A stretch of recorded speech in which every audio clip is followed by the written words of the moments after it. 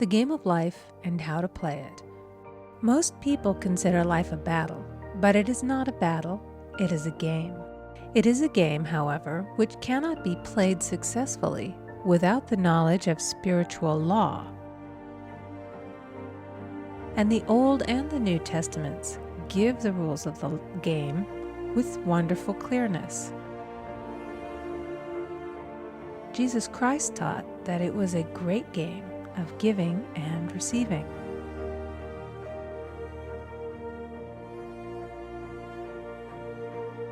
Whatsoever a man soweth, that shall he also reap. This means that whatever man sends out in word or deed will return to him. What he gives, he will receive. If he gives hate, he will receive hate. If he gives love, he will receive love. If he gives criticism, he will receive criticism. If he lies, he will be lied to. If he cheats, he will be cheated. We are taught also that the imaging faculty plays a leading part in the game of life. Keep thy heart, or imagination, with all diligence, for out of it are the issues of life. Proverbs 4:23.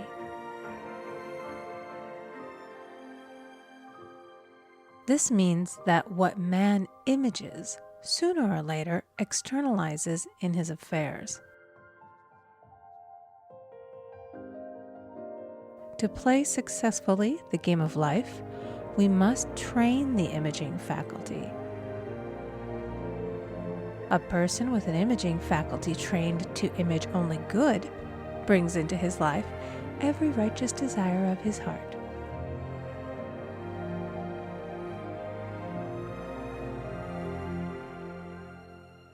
Health, wealth, love, friends, perfect self-expression, his highest ideals.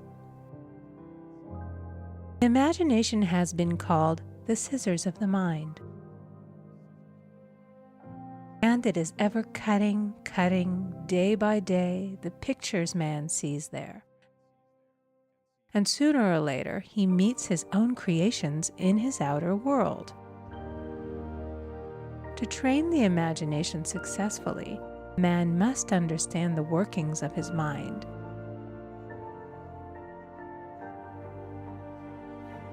The Greeks said, "Know thyself."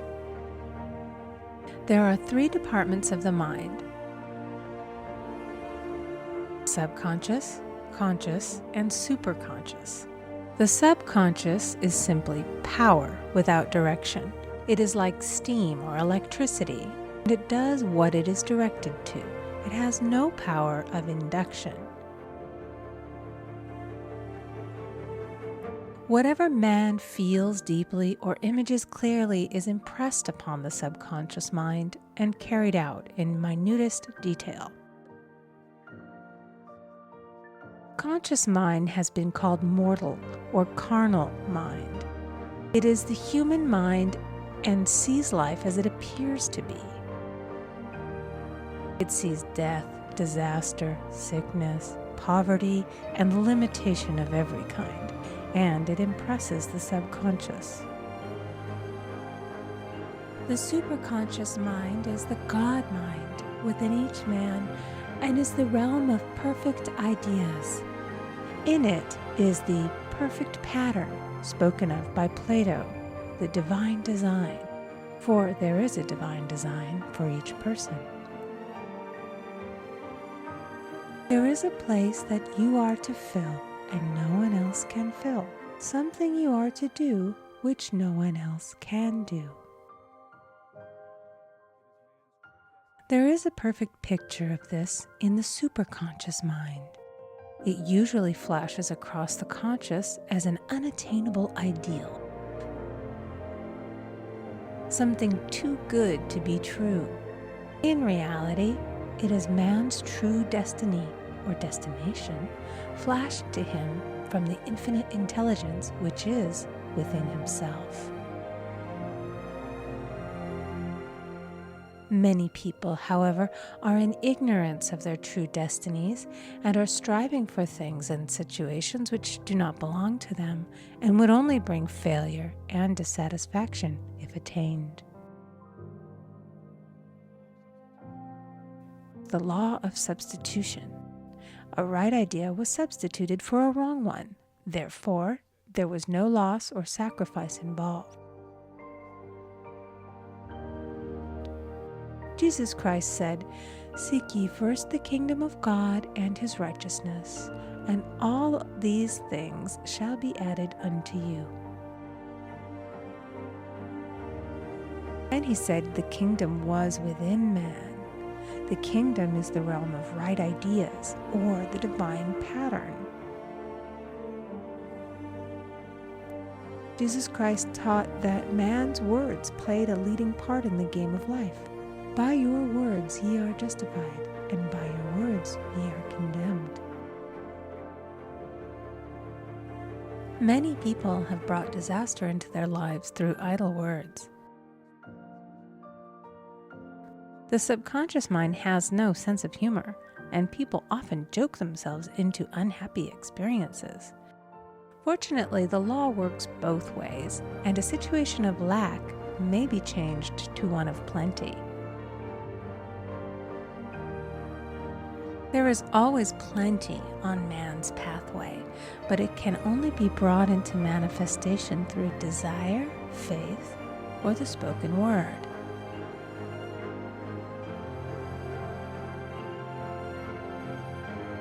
Jesus Christ brought out clearly that man must make the first move. Ask, and it shall be given to you.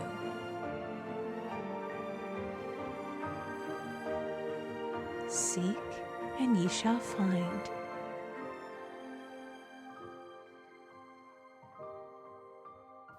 Knock, and it shall be opened unto you. Matthew 7:7. In the scriptures we read, "Concerning the works of my hands, command ye me." Infinite God is ever ready to carry out man's smallest or greatest demands. Every desire, uttered or unexpressed, is a demand. We are often startled by having a wish suddenly fulfilled. Nothing stands between man and his highest ideals and every desire of his heart but doubt and fear. When man can wish without worrying, every desire will be instantly fulfilled.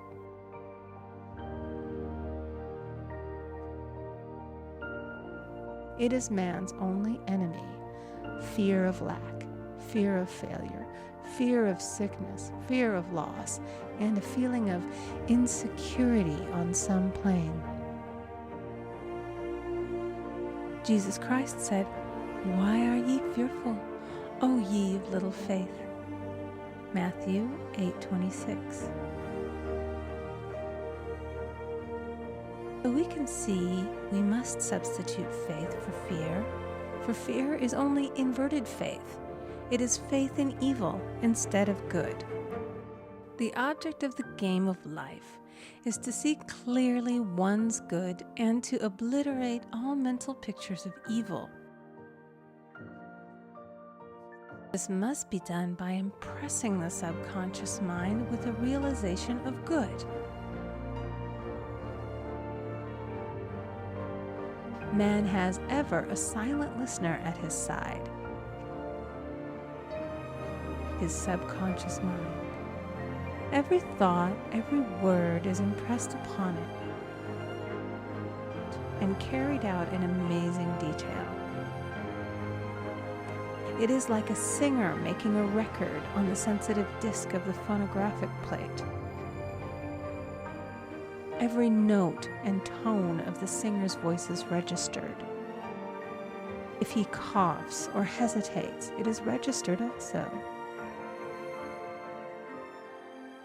So let us break all the old bad records in the subconscious mind. The records of our lives which we do not wish to keep, and make new and beautiful ones. Speak these words aloud with power and conviction.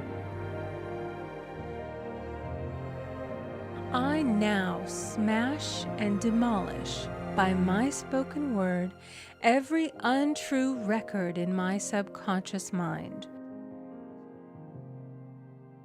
They shall return to the dust heap of their native nothingness, for they came from my own vain imaginings. I now make my perfect records through the Christ within. The records of health, wealth, love, and perfect self-expression.